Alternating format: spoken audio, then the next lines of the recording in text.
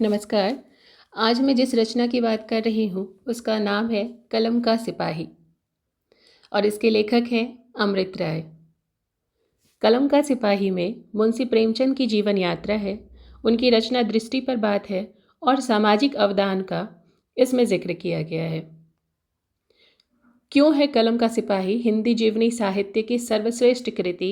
अगर इस विषय पर बात करनी है तो मैं कहूँगी कि हिंदी साहित्य में जीवनी लेखक की जो परंपरा है, यद्यपि बहुत प्राचीन है, परंतु आधुनिक काल में यह जो विधा है जिस परिपक्वता, प्रामाणिकता और विश्लेषणात्मक ऊंचाई पर पहुंची है, उसमें अमृत राय के द्वारा लिखित कलम का सिपाही एक शिखरस्थ एवं मानक स्थापन करने वाली कृति के रूप में प्रतिष्ठित है।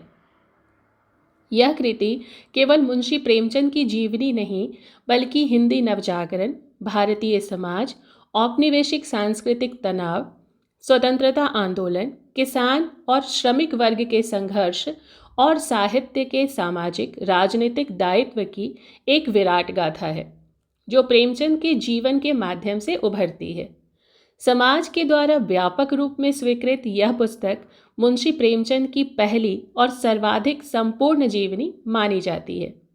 इसकी विशेषता यह है कि जीवनीकार प्रेमचंद के पुत्र होते हुए भी उनके प्रशस्तिकर्ता भर नहीं है, बल्कि एक आलोचक, शोधकर्ता और तटस्थ साहित्यकार के रूप में सामने आते हैं।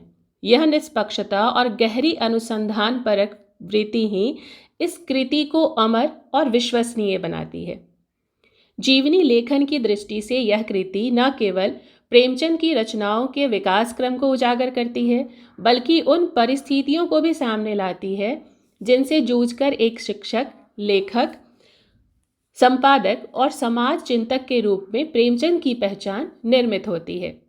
यही कारण है कि कलम का सिपाही प्रेमचंद के साहित्य का प्रामाणिक दस्तावेज भी है और उनके जीवन चरित्र का मानक ग्रंथ भी है। इस ग्रंथ में जीवनी का स्रोत जो है वो इतना वैभवपूर्ण है और अमृत राय की जो अनुसंधान यात्रा है वो इतनी सटीक है कि आप इसे पढ़ेंगे तो मंत्रमुग्ध हो जाएंगे। अमृत राय ने यह जो कृति है केवल पुत्र धर्म की से प्रेरित होकर नहीं लिखी, बल्कि लगभग एक शोध यात्रा पर निकलकर तैयार की है। उन्होंने प्रेमचंद से संबंधित सभी हिंदी और उर्दू रचनाओं को क्रमबद्ध पढ़ा, उन स्थलों का भ्रमण किया जहां प्रेमचंद ने जीवन बिताया, उनसे जुड़े समकालीन मित्रों, सहयोगियों, प्रकाशकों, कर्मचारियों, विद्यार्थियों से मुलाकात की। प्रेमचंद के सभी पत्र, निजी नोट, टिप्पणियां और अंशों का अध्ययन किया।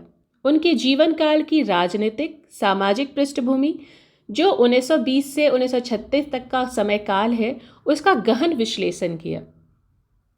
इसलिए यह जो जीवनी है वो दस्तावेजी प्रमाणों, स्मृतियों, सामाजिक संदर्भों और साहित्यिक इतिहास, इन सभी के संसर्ग से बनी है। इसे पढ़ते हुए स्पष्ट होता है कि अमृत राय का दृष्टिकोण न तो भावाविष्ट है, न पक्षपाती, बल्कि वस्तुनिष्ठ, आलोचनाशील और शोधपरक है। प्रेमचंद के व्यक्तित्व के अनेक आयाम हैं, वह इस जीवनी में आपको स्पष्ट रूप से दिखेगा। आमतौर पर प्रेमचंद की छवि एक महान कथाकार, उपन्यासकार और समाज सुधारक लेखक की रही है, परंतु अमृत राय दिखाते हैं कि उनके व्यक्तित्व के भीतर अनेक स्तर और आकृतियां थीं।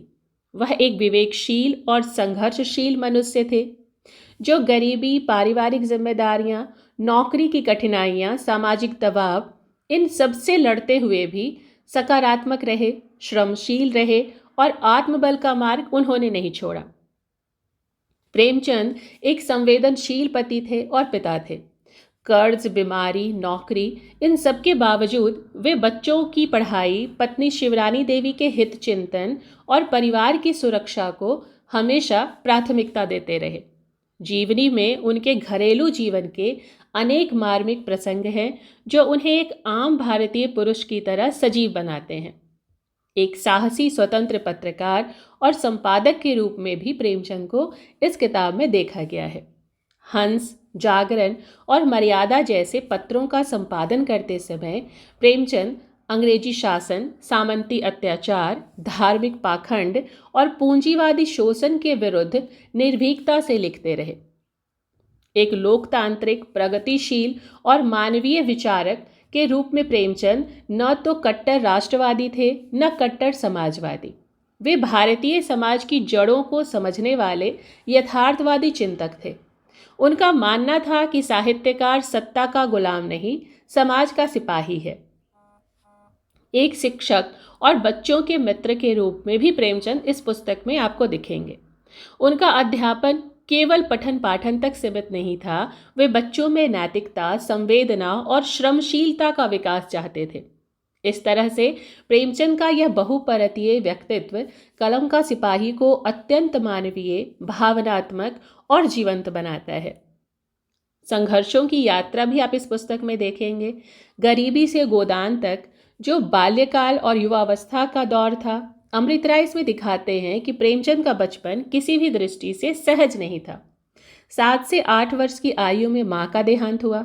सौतेली माँ से उनके कठिन संबंध थे। अत्यंत गरीबी, कर्ज, भूख, उपेक्षा, कम उम्र में विवाह और लंबी पारिवारिक जिम्मेदारी, अध्ययन अवसरों की कमी से वे जूझते रहे।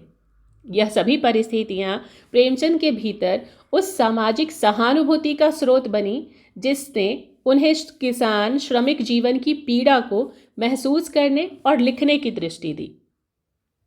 शिक्षक जीवन पर देखें तो बतौर उन्होंने सीधे सीधे तौर पर नहीं, लेकिन लेखन से शिक्षण कार्य किया। उन्होंने गरीबी और सामाजिक विषमता को सीधे तौर पर देखा था और यह अनुभव उन्होंने अपनी कहानियों जैसे बूढ़ी काकी, नमक का दरोगा, कफन, पूस की रात जैसी रचनाओं के भीतर उन्होंने यह शिक्षा उतार दी। उन्होंने अधिकार और आत्मसमर्पण नहीं किया, उन्होंने लड़ाई लड़ी किस तरह अधिकार हासिल किया जा सकता है। कलम का सिपाही यह दिखाती है कि प्रेमचंद का जीवन समर्पण नहीं, प्रतिरोध का जीवन था। उन्होंने नौकरी छोड़ी, लेखन को आजीविका बनाया, उर्दू से हिंदी की ओर प्रवास किया। वो कई बार सरकार की ब्लैकलिस्टिंग में शामिल हुए। स्वराज और सामाजिक संघर्षों में भागीदारी उन्होंने निभाई। किसानों और मजदूरों के संघर्षों से उनका गहरा परिचय था और यह संघर्षशीलता ही उन्हें कलम का सिपाही बनाती है। रचनाओं की रचना प्रक्रिया और कैसे जन्म लेता था प्रेमचंद का साहित्य, इस पर भी इस कृति में बात है। इस जीवनी की बड़ी विशेषता यह है कि यह प्रेमचंद की रचनात्मक प्रक्रिया को विस्तार से बताती है और हम जान पाते हैं कि कौन सी कहानी कब लिखी गई, क्यों लिखी गई, किस सामाजिक पृष्ठभूमि में लिखी गई। जैसे पूस की रात किसानों की कड़ाके की सर्दी में भूख और श्रम की त्रासदी से निकली। सवा सेर गेहूं न्याय और शोषण की व्यवस्था का कटाक्ष थी। गोदान किसानों के जीवन को प्रत्यक्ष देखकर लिखी गई महान कृति थी। कफन मूढ़ता, निर्धनता और सामाजिक विकृति का यथार्थवादी दस्तावेज था। उनकी भाषा का विकास भी इस जीवनी से समझ में आता है। उर्दू की नफासत, बोलचाल की हिंदी, खड़ी बोली का जीवन स्पर्श, ग्रामीण जीवन का यथार्थ, यह पूरा प्रवाह अमृत राय ने अत्यंत सुंदरता से प्रस्तुत किया है। साहित्यिक दृष्टि यथार्थवाद का नया प्रतिमान है। प्रेमचंद भारतीय साहित्य में यथार्थवाद को संगठित रूप में प्रतिष्ठित करने वाले पहले बड़े साहित्यकार हैं। जीवनी में यह विस्तार से बताया गया है कि वे न सजावटी साहित्य के पक्षधर थे, न रूढ़िवादी नैतिकता के, न किसी राजनीतिक दल या विचारधारा के। उनका साहित्य मनुष्य के दुख, सुख और संघर्ष का साहित्य था। उनके यथार्थवाद में करुणा है, क्रोध नहीं, प्रेम है, घृणा नहीं। वह सामाजिक अन्याय पर प्रश्न उठाते हैं पर मनुष्य के भीतर की अच्छाई पर भरोसा भी रखते हैं। प्रेमचंद का पारिवारिक जीवन जो है वो इस जीवनी की भावनात्मक धुरी है। अमृत राय ने यहाँ अत्यंत सूक्ष्म और मानवीय चित्रण किया है। एक पिता जो बच्चों की पढ़ाई के लिए हमेशा चिंतित रहता है, जो बीमारी में भी उन्हें गोद में लेकर कहानियाँ सुनाता है, जो जीवन की कठिनाइयों के बावजूद परिवार को टूटने नहीं देता। वह एक पति है जो शिवरानी देवी के सहयोग को सम्मान देते हैं, जो उनके संघर्ष, श्रम और प्रेम को स्वीकार करते हैं, जो अपनी सीमाओं के बावजूद घरेलू संबंधों को मजबूत रखने का प्रयास करते हैं। इन प्रसंगों से प्रेमचंद का एक भावनात्मक, स्नेहशील और सरल मनुष्य हमारे सामने आता है। लेखक का एकांत, बीमारी, आर्थिक संकट और जीवन का अवसान भी इस कृति में है। यह भाग अत्यंत मार्मिक है, जहाँ प्रेमचंद के बीमार होने, कर्ज में डूबने, परिवार की जिम्मेदारियों से दबे होने और आर्थिक असुरक्षा में घिरे होने का जिक्र है। फिर भी अपनी अंतिम सांस तक वह लिखते रहे।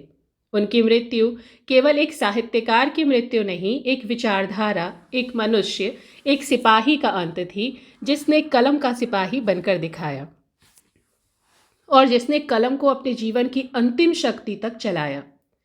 कलम का सिपाही की भाषा और शैली पर अगर बात करें तो अमृत राय की शैली जीवंत है।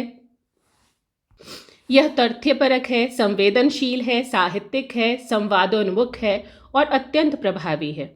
वह न तो भारी शब्दावली से बोझिल होती है, न मात्र भावुक होकर दस्तावेजियता खोजती है। जीवनी में साहित्य, राजनीति, मनोविज्ञान, इतिहास और समाज सभी का संतुलित मिश्रण है। इस जीवनी का महत्व हिंदी साहित्य के लिए क्यों है और क्यों ये अनिवार्य है, इस पर अगर बात करें तो कहना होगा कि प्रेमचंद के संपूर्ण जीवन का सर्वाधिक प्रामाणिक दस्तावेज यह कृति है। रचनात्मक प्रक्रिया को समझने का श्रेष्ठ स्रोत है। हिंदी जीवनी साहित्य का सर्वश्रेष्ठ प्रतिमान है। प्रेमचंद युग के सामाजिक आर्थिक परिदृश्य का दर्पण है। आधुनिक भारत के निर्माण का ऐतिहासिक लेखा है। साहित्य और समाज के संबंधों को समझने की कुंजी है। छात्रों, शोधार्थियों और साहित्य प्रेमियों के लिए अनिवार्य पुस्तक है। प्रेमचंद कहानीकार ही नहीं, युग पुरुष थे, यह भी यह कृति एकदम से स्पष्ट करती है। कलम का सिपाही यह स्थापित करती है कि प्रेमचंद केवल कथा साहित्य के जनक नहीं थे, वे समाज के दुख के दृष्टा थे। उन्होंने किसानों, श्रमिकों की आवाज़ को बुलंद किया। नैतिक मूल्यों के वह वाहक थे, भारतीय आधुनिकता के निर्माता थे और साहित्य को सामाजिक जिम्मेदारी से जोड़ने वाले युग पुरुष थे। अमृत राय की यह जीवनी प्रेमचंद को केवल ऊंचाइयों पर बैठाकर पूजती नहीं है, उन्हें मनुष्य के रूप में दिखाकर और महान बनाती है। यही वजह है कि कलम का सिपाही को सही अर्थों में मुंशी प्रेमचंद की पहली, सर्वाधिक प्रामाणिक, शोधपरक और संपूर्ण जीवनी कहा जाता है। धन्यवाद।